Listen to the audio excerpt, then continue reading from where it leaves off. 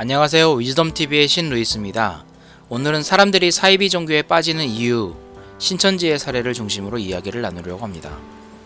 최근에 코로나 사태와 맞물려서 수면 위로 올라온 대한민국의 대표적인 사이비 종교가 있습니다. 바로 신천지입니다. 대한민국은 종교의 자유가 있는 나라이기 때문에 다른 종교적 신념이 있다고 해서 탄압을 하거나 차별할 수는 없습니다. 이미 다양한 종교가 함께 공존하고 있습니다. 서로의 세계관이 다르지만 서로 존중하면서 살아야 하는 사회가 민주주의 사회, 다원주의 사회의 기본입니다. 하지만 만약 그 종교가 독특한 세계관을 바탕으로 반사회적인 행위를 일삼고 우리 사회에 해악을 끼친다면 그냥 둘 수는 없습니다. 해악을 알리고 사람들이 이에 빠지지 않도록 공적으로 사적으로 경계할 필요가 있습니다. 신천지는 기독교 이단이자 사이비입니다. 이단은 기독교 안에서 정통교리와 다른 신학을 가진 교회를 지칭할 때 씁니다. 세계관적 문제, 신학적인 문제입니다.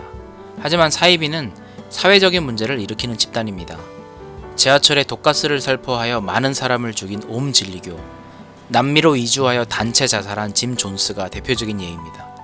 신천지는 기존 교회에 침투하여 신도들을 미혹하여 빼내어 가거나 교회를 통째로 삼키기도 합니다.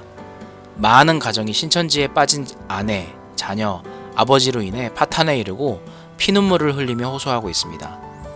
사실 그들의 교리는 엉성하고 조금만 신학을 체계적으로 공부한 사람이라면 여기저기 모순이라는 것을 알 수 있습니다. 저도 정말 의아했습니다. 대단치도 않은 교리를 가지고 카리스마도 별로 없어 보이는 교주가 어떻게 20만 명도 넘는 사람들의 영혼을 쥐고 흔들 수 있었을까요? 비결은 심리학이었습니다. 교리가 매력적이거나 교주가 카리스마가 넘쳐서가 아니었습니다. 여기에는 신천지뿐만이 아니라 다른 사이비 종교단체 혹은 반사회적인 단체들이 조직을 운영하고 키워나가는 기법의 공통적인 특징들이 있습니다. 그리고 신천지만의 기법이 있었습니다. 이를 한번 분석해 보도록 하겠습니다. 첫째, 보통 사이비 단체들은 자신들은 똘똘 뭉치고 외부 세계에 대해서 극단적으로 배타적입니다. 자신들의 세계만이 진리이고 외부의 세계는 위험하거나 거짓이라고 가르칩니다.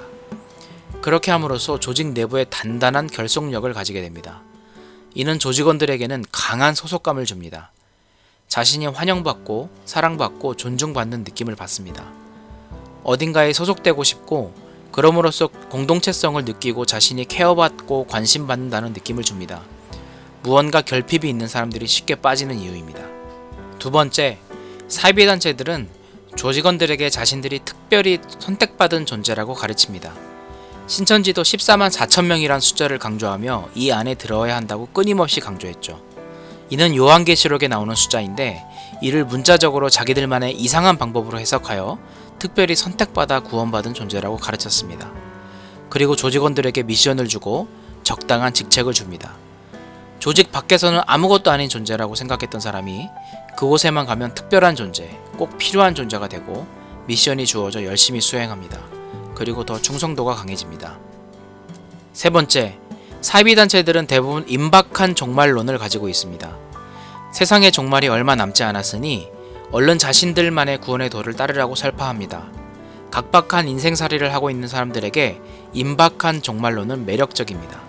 이제 조금 있으면 세상이 끝나고 소수의 선택받은 사람들이 행복한 낙원으로 간다면 로또 아닌가요?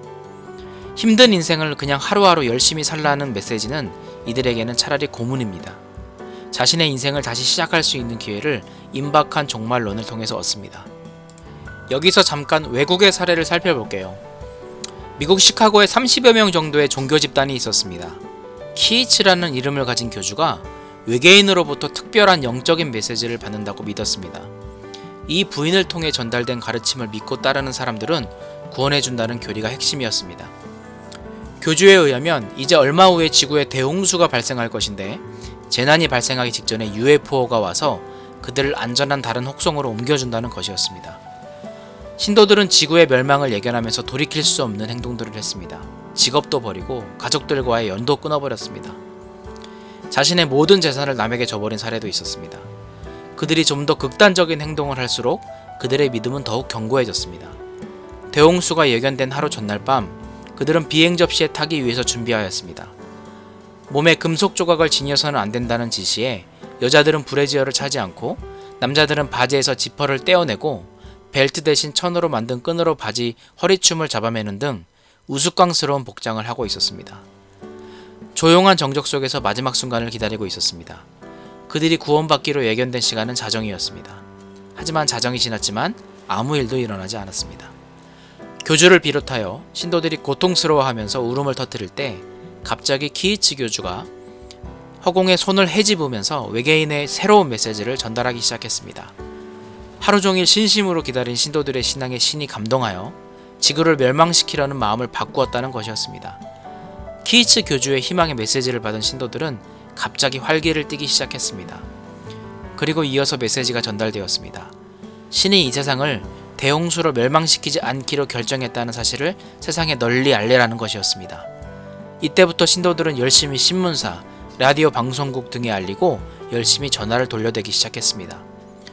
누가 봐도 키이츠 교주는 사기꾼에 불과하고 예언이 일어나지 않은 밤에 신도들은 자신들이 속았다는 사실을 깨달아야 하는데 이 이상한 상황은 도대체 무엇일까요? 신도 중에 한두 사람의 말을 빌려봅시다.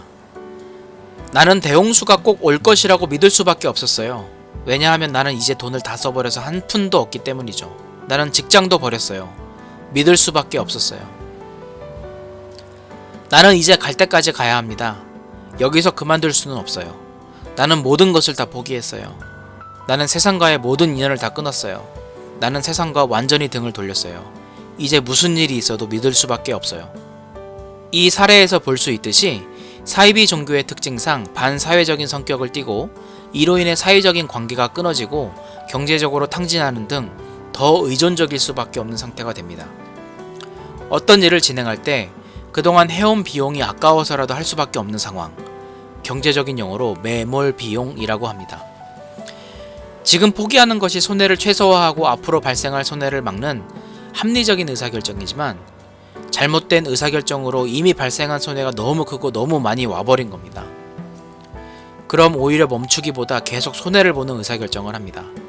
회사를 경영하는 경영자에게도 발생합니다. 위 신도들의 말을 보면 딱 그 상황입니다. 이제는 이상한 외계 종교가 사실일까 아닐까 합리적인 의심을 하지 않고 그것이 사실이어야만 하는 상황이 된 겁니다. 여기서 네 번째, 사이비 종교에 빠진 신도들이 조직을 쉽게 빠져나오지 못하는 이유는 매몰 비용 오류입니다.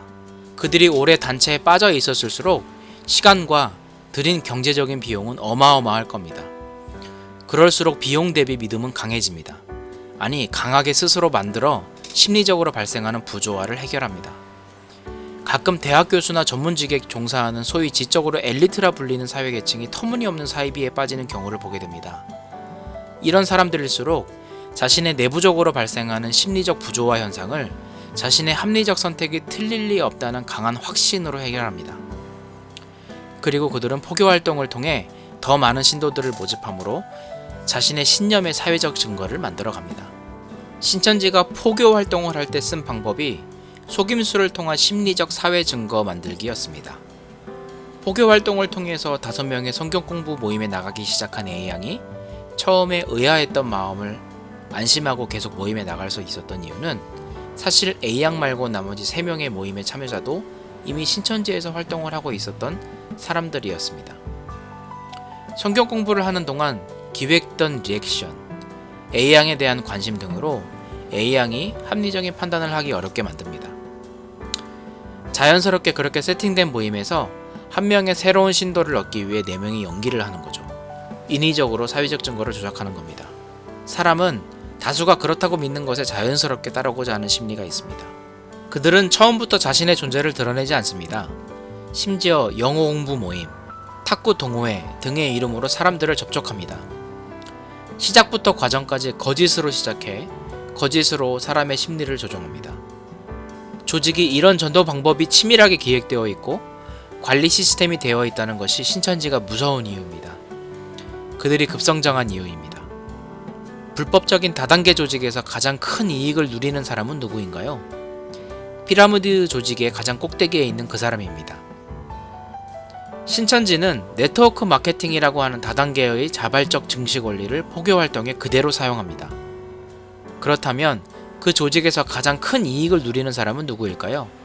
네, 교주입니다. 그리고 그는 누구의 피를 빨아먹고 이익을 누리나요? 네, 피라미드 조직의 가장 밑에 있는 사람입니다.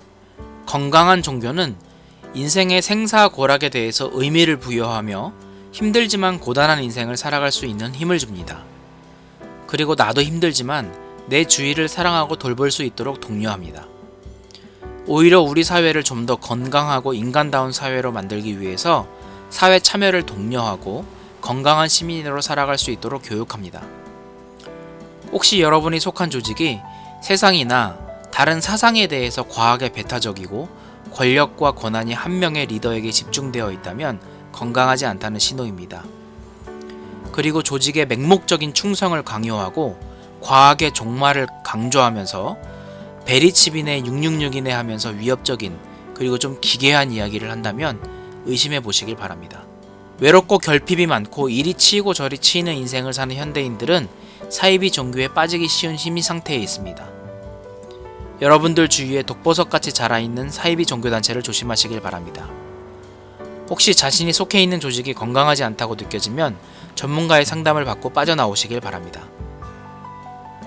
여러분, 지혜롭게 생각하고 주체성을 가지고 삽시다. 그리고 모두 행복합시다. 다음 시간에 뵙겠습니다. 위즈덤TV의 신루이스였습니다. 감사합니다.